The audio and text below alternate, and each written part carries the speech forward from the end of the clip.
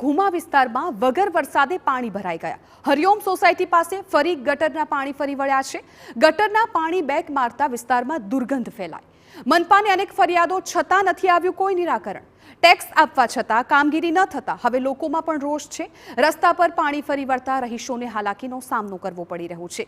ઘુમા વિસ્તારમાં રસ્તા પર ગટરના પાણી ફરી વળતા સ્થાનિકો ત્રાહિમામ પોકારી ઉઠ્યા। રહીશોએ મનપાને વારંવાર ફરિયાદ કરી છતાં પણ આજ દિન સુધી કોઈ નિરાકરણ નથી આવ્યું।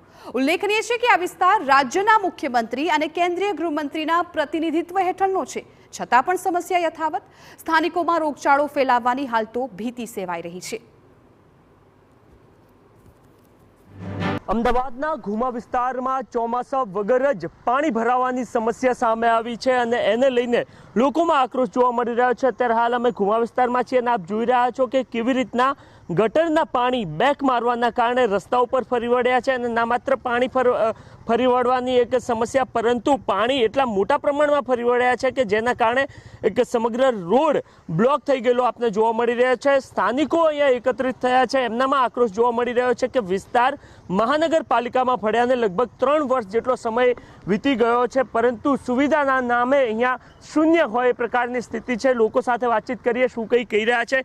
જી, છેલ્લા 1-2 વર્ષથી તો અમે જોઈ રહ્યા છીએ કે અહીંયા પાણી ભરાવાની સમસ્યા થઈ રહી છે।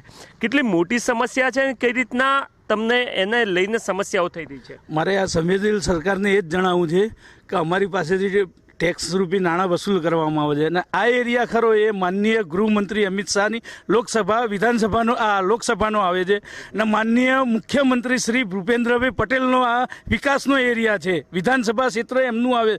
અહીં ભૂતપૂર્વ સ્ટેન્ડિંગ કમિટીના ચેરમેન શ્રી હિતેશભાઈ બારોટ અહીંના હતા। આટલા દિગ્ગજ નેતાઓ અહીંથી અમે આપેલા છે અને છતાં અમારા જે ટેક્સ ભરીએ છીએ એનું વળતર અમને આ મળી રહ્યું છે। અમારા આરોગ્ય સાથે બહુ છેડા થઈ રહ્યા છે। અમારા બાળકો મેલેરિયા, ડેન્ગ્યુ એવા ઘણા બધા રોગોથી સતી છે। હવે અમે આ સરકારને નમ્ર વિનંતી કરીએ છીએ કે આ વિકાસશીલ એરિયાનો ખરેખર કઈ સદુપયોગ કરે। અમે અહીં ત્રાહિમાન પોકારી ગયા છીએ। ગ્રામ પંચાયતમાંથી મનપામાં આવી ગયો ને 3 વર્ષથી, તો છતાં પણ સુવિધા? ગ્રામ પંચાયત તો ઘણો ટાઈમ થઈ ગયો સાહેબ। ગ્રામ પંચાયત હતું તારે કોઈ જાતની કોઈ તકલીફ જ નથી। આ નગરપાલિકા આવી તો નગરપાલિકામાં 6 મહિને એક વખત એટલે વર્ષમાં 2 વખત ને જ્યારથી કોર્પોરેશન આવ્યું છે ત્યારથી તો અઢળક સમસ્યાઓ છે અને કોઈ સાંભળતું નથી। અમારું કોલ નંબર ઉપર એવું કહેવામાં આવે છે કે આ કોલ ઉપર તમારી ફરિયાદ લેવા, પણ એનો કોઈ રિપ્લાય કોઈ કશું વસ્તુ નહીં। એની જાતે જ અમે જે અરજી કરીએ છીએ કહેવાનો મતલબ એ એની જાતે જ ડિસ્કનેક્ટ કરી દે છે। ખાલી મતલબ સામાન્ય સંજોગોમાં પણ પાણી ભરાતા હોય છે કે પછી હમણાં આ જે માવઠું થયું એના કારણે ભરાયેલા છે પાણી? ના, અત્યારે ઘણા સમયથી માવઠું નથી, છતાંય તમે જુઓ કે છેલ્લા 1-1.5 મહિનાથી સતત પાણી, ગટરનું પાણી ઉભરાય છે અને લગભગ હું એવું માનું છું કે 10,000 લોકો આની સરાઉન્ડિંગમાં રહે છે જે આ રસ્તાનો ઉપયોગ કરતા હતા। આટલા બધા પ્રમાણમાં વસ્તી હોવા છતાં બી આવી સગવડ હોય તો સરકારે શરમાવવું જોઈએ। પરંતુ આ તો સ્માર્ટ સિટી અને નવા વિસ્તારો અહીંયા ડેવલપ થઈ રહ્યો છે અને એક નવી ડિઝાઇન સાથે વિસ્તારને ડેવલપ કરવામાં આવી રહ્યો છે, છતાં પણ આ પ્રકારની સ્થિતિ? એ જ અમારું સરકારને કહેવું છે કે બીયુ પરમિશન આપતી વખતે ખાલી માત્ર બિલ્ડરના જ દસ્તાવેજોને સગવડતા જોવામાં આવે છે। કોઈ દિવસ સરકારની પોતાની સગવડતા જોવામાં નથી આવી રહી અને સરકારની સગવડતાના અભાવના હિસાબે અમને મુશ્કેલીઓ પડી રહી છે અને એના લીધે અમારે ટેક્સ તો ભરવાનો જ હોય છે। ટેક્સમાં પણ કોઈ માફી નથી હોતી અને આ સમસ્યા 1 મહિનાથી નહીં, છેલ્લા 1-1.5 વર્ષથી 2 વર્ષથી છે, પણ હમણાં છેલ્લા 1.5 મહિનાથી પાણી બિલકુલ અંદર ઉતરતું નથી અને બહાર એટલી હદે ઉભરાઈ રહ્યું છે કે અમારે 104 બંગલાઓને અહીંયા રહેવું ભારે પડી રહ્યું છે। એની બીજી અમારે નિવાસ કરવાની વ્યવસ્થા કરવી પડે એવી હદે પરિસ્થિતિ ઊભી થઈ ગઈ છે। ગયા વર્ષે અહીંયા શેલામાં અમિત શાહ આવ્યા હતા અને એમને કીધું કે સ્પેશિયલ પ્રોજેક્ટ આ વિસ્તાર માટે લાવવામાં આવી રહ્યો છે પાણીના નિકાલ માટે। લાગે છે કે શક્ય બનશે? મને નથી લાગતું શક્ય બને। હું અહીંયા છેલ્લા 5 વર્ષથી રહું છું।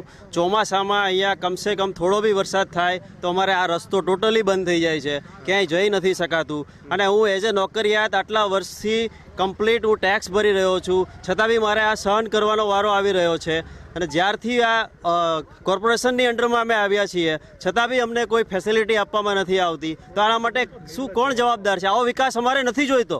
ઓકે, તો આ વિકાસ આ પ્રકારનો નથી જોયો તો એ પ્રકારનો લોકોનો આક્રોશ છે. મહત્વની વાત એ છે કે ચાહે બોપલ હોય, ઘુમા હોય કે પછી શેલા હોય, આ નવનિર્મિત અથવા તો નવો ડેવલપ થયેલો વિસ્તાર છે અને એને લઈને જ્યારે ગત વર્ષે કેન્દ્રીય ગૃહમંત્રી અમિત શાહ શેલામાં આવ્યા ત્યારે પણ સ્થાનિકો દ્વારા આક્રોશ વ્યક્ત કરવામાં આવ્યો હતો અને ત્યારે પણ એમને કહ્યું હતું કે આગામી વર્ષોમાં એક સ્પેશિયલ પ્રોજેક્ટ આ વિસ્તારના વરસાદી પાણીના નિકાલ અને ગટરના નિકાલ માટે લાવવામાં આવી રહ્યો છે. પરંતુ ગત વર્ષે પણ આપણે જોયું હતું કે અનેક જગ્યાઓ પર પાણી ભરાવાની સમસ્યા થઈ હતી અને આ વર્ષે પણ અત્યારે હાલથી જ ગટરના પાણી બેક મારી રહ્યા છે અને વગર ચોમાસાએ પાણી ભરાવાની અથવા તો રોડ પર પાણી ફરી વળવાની સમસ્યા જોવા મળી રહી છે. કેમેરામેન તૌસિફ મલિક સાથે નરેન્દ્ર રાઠોડ, TV9 અમદાવાદ.